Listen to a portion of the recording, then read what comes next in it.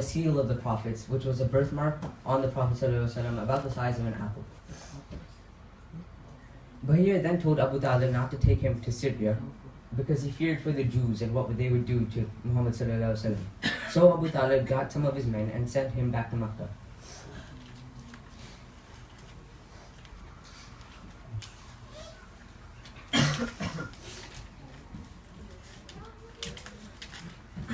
When Prophet Muhammad ﷺ was 25 years old, he began working for Khadija radiallahu anha.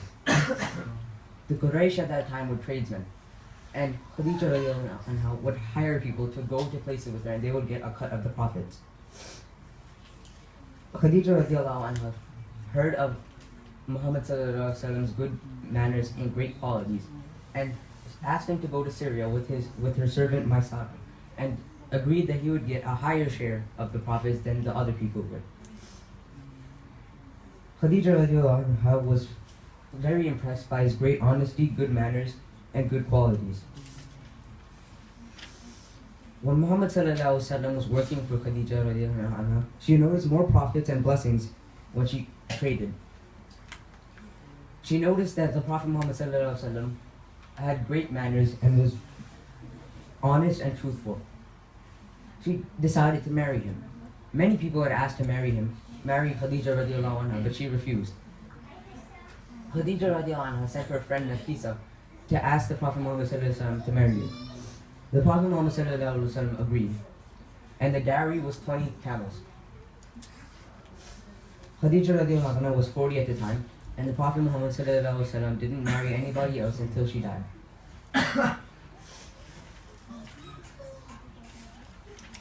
When the Prophet Muhammad ﷺ was 35, he hadn't received prophethood yet, and the Quraysh decided to rebuild the Kaaba.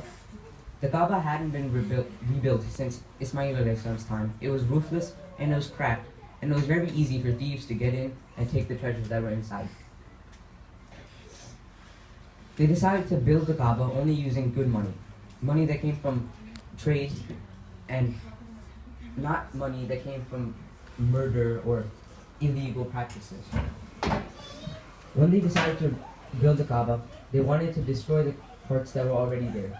But first the Quraysh feared that if they tried to demolish the Kaaba, they would be punished by their gods that they believed in. The first person who started to destroy the walls was Al-Walid bin Al-Mughira Al-Makhzumi. When they noticed that nothing bad was happening to him, they started to demolish the walls too. Then the tribe split up the work to lay down the stones, and a Roman mason Bakum was in charge of laying down the stones.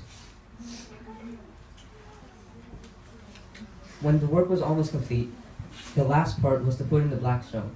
This was an act of great honor, and each chief wanted his tribe to have the honor for themselves. They were arguing about this, and soon the argument would have went to bloodshed if not for the Prophet ﷺ.